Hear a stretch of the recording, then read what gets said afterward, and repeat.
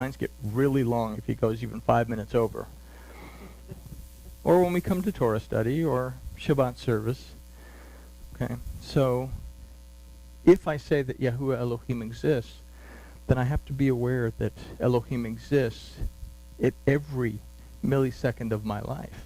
I'd cut it down even more, but I don't know what the word for that itty-bitty nanosecond, what's below a nanosecond? Picosecond. Anyway, you know where I'm going with this.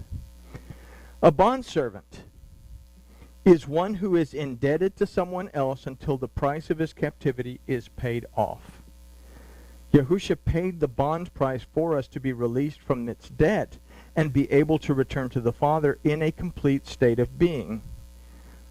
We must, however, acknowledge the Father and have a desire to reside in his house before we can access the funds to pay our bond. We can choose to remain a bondservant to the sin of ignorance, or we can choose to return fully to our Elohim and abide in his house as his restored Adam. The bondservant does not abide in the house forever. Means I can go to church, and I'm still a bondservant, because when I leave that and I have that mentality, I am not in the house of my Elohim.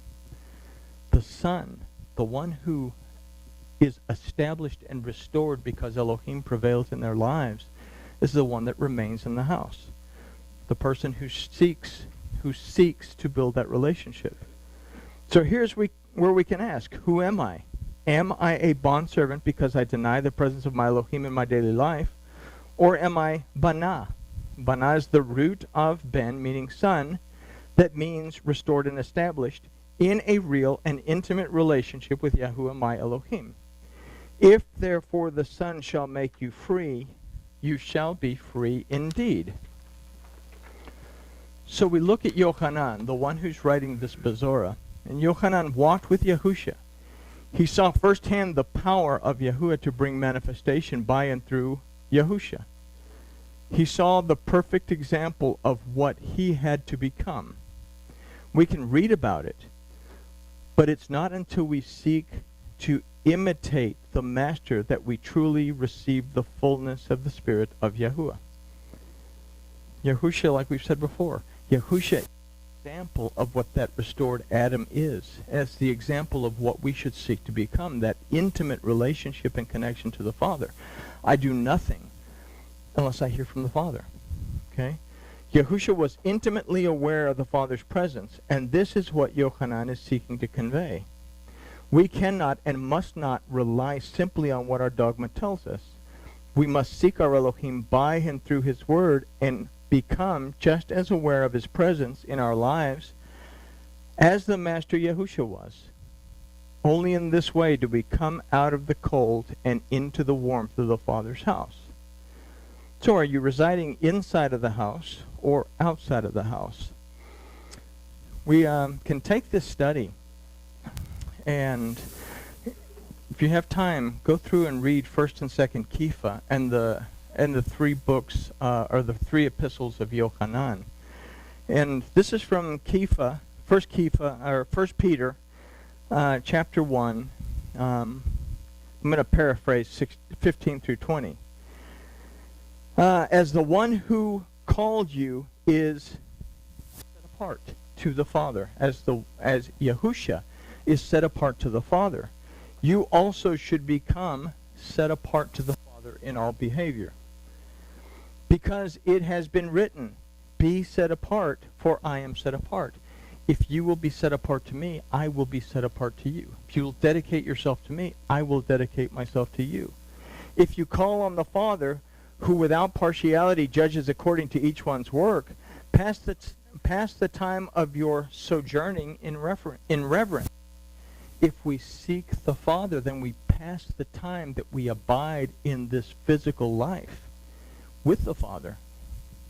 We're not separated from our Elohim. We're in the presence of our Elohim all the time. And we have to recognize that in our lives. Knowing that you were redeemed from your futile behavior inherited from your fathers. not with what is corruptible, silver or gold, but with the blood of Mashiach, as a lamb unblemished and spotless, foreknown indeed before the foundation of the world, but manifested in these last times for your sakes. So nothing that we can manufacture on this earth, regardless of how precious it is, he uses gold and silver here, can pay the bond price for us. Yahusha paid the price for our bond. We have the choice whether we want to follow the instructions based on futile principles of the fathers or the rabbis, which those are guides. We can take those and we can read it, and what is good, hold on to it, and what is no good, discard it. It's like anything else. But ultimately, our redemption, the payment of our bond price, was set into effect from the very beginning. And the same word that spoke creation into existence can speak our lives to a new existence if we will take the time to build that relationship with something that we can't see, something that we can feel. And when we feel it, then we become aware of that presence. And I guess with that, we can say grooviness has been achieved,